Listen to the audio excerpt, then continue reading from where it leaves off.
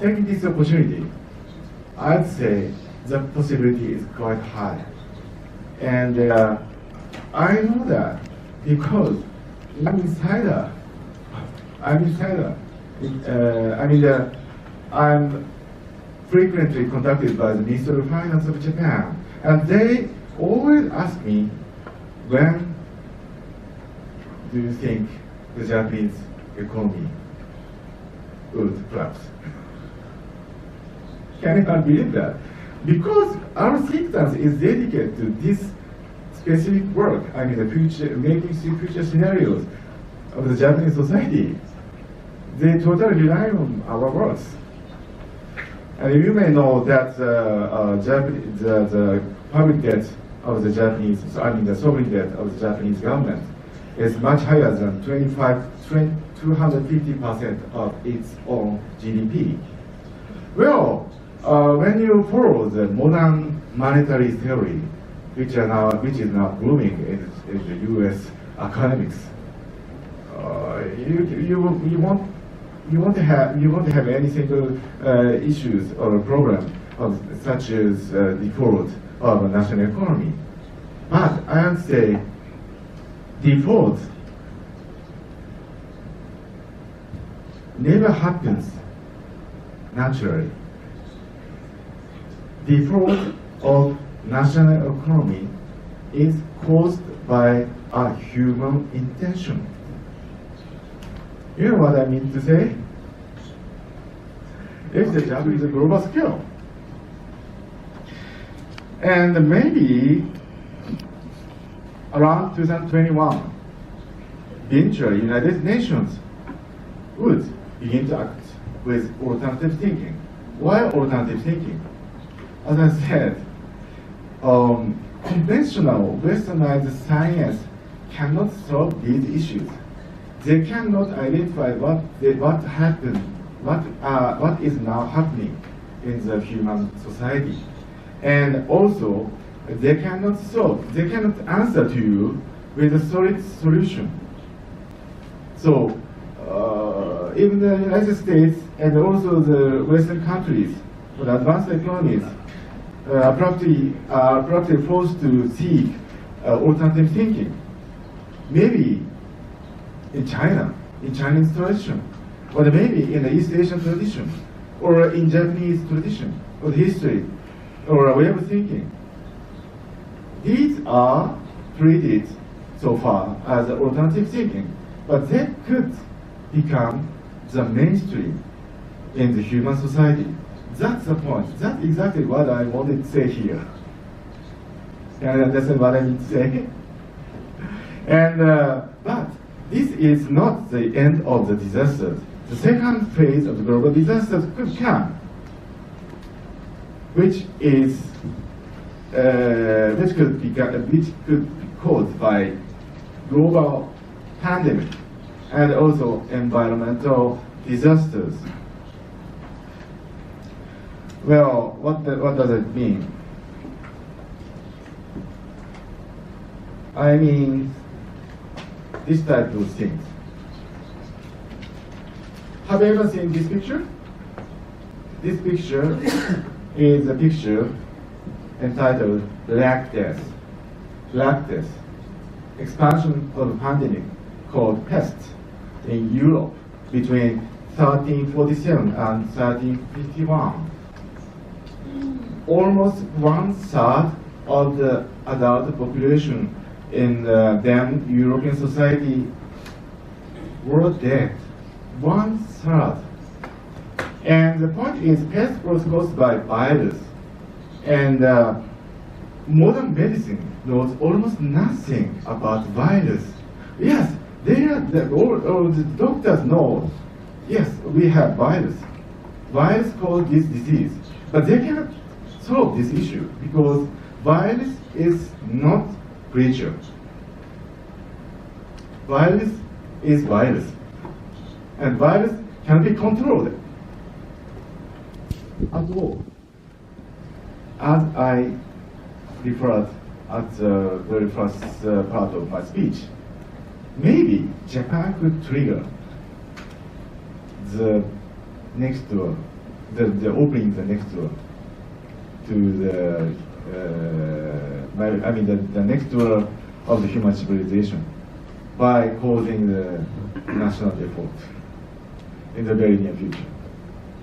And because we Japanese have plenty of issues and difficulties which can be solved easily, we could show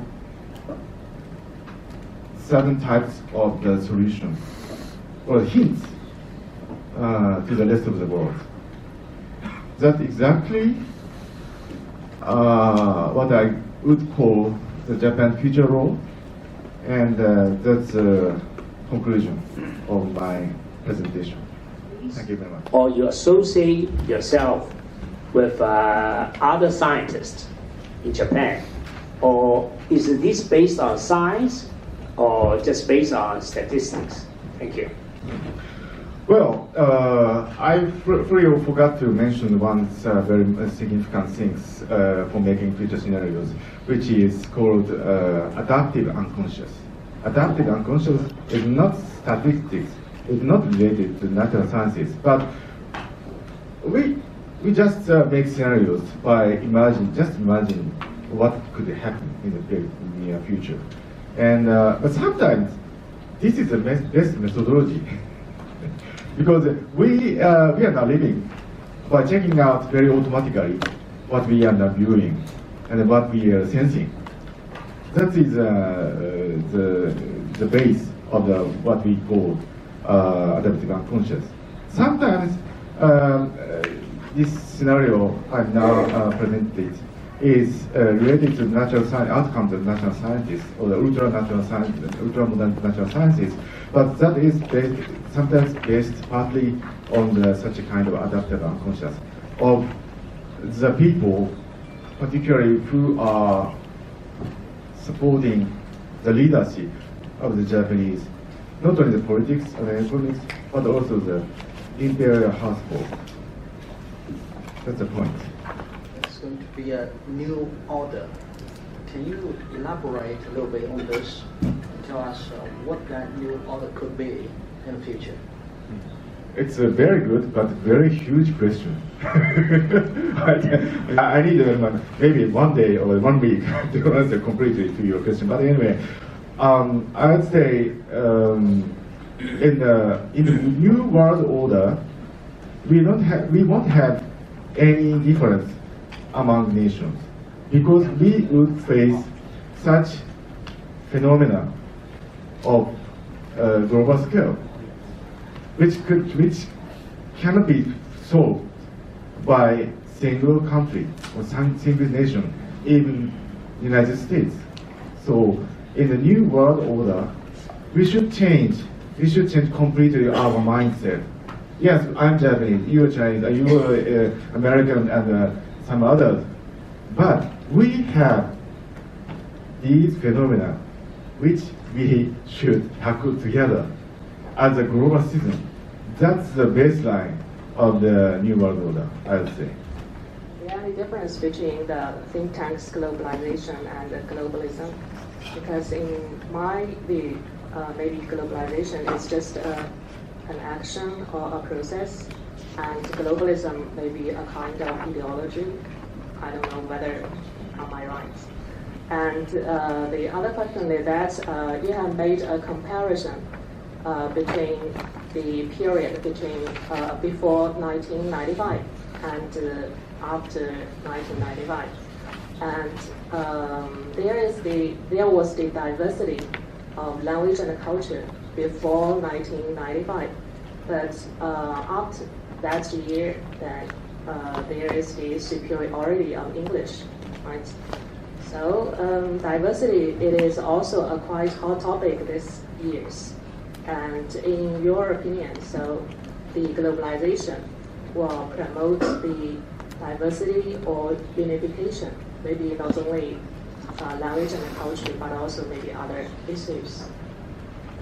Thank you. Okay, to the first question, I would say, well, every single think tank is now affiliated with a certain interest. Maybe expect for us. Our think tank is a totally independent private company.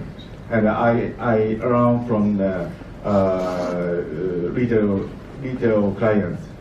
And we don't rely on certain single interest. But normally, for example, in China, think tanks are affiliated with national bodies and also maybe public bodies. And in the Western countries, well, they are foundations or endowments, but they are totally relying on a certain interest, to be honest. But the question is, the issues think tanks are now forced to tackle are changing from the national types one, from the national types of the issues to the global issues. So when the think tanks are forced to catch up these trends, the character of the think tanks are also to be globalized. And I think from my viewpoint, globalism is not a simple, not the ideology.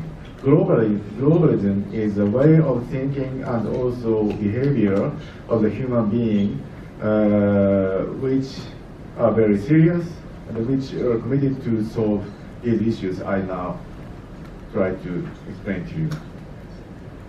And in terms of the second question, diversity of languages, cultures, well, I'd say as long as we stick to the financial capitalism, English, superiority of English and also Anglo-Saxonism would remain, because financial capitalism was invented in these countries. Maybe China is not trying to modify it, but still, all the people in the Chinese stock market have to use English in order to do cross-border transaction. But the question is, financial capitalism, whether financial capitalism could survive or not.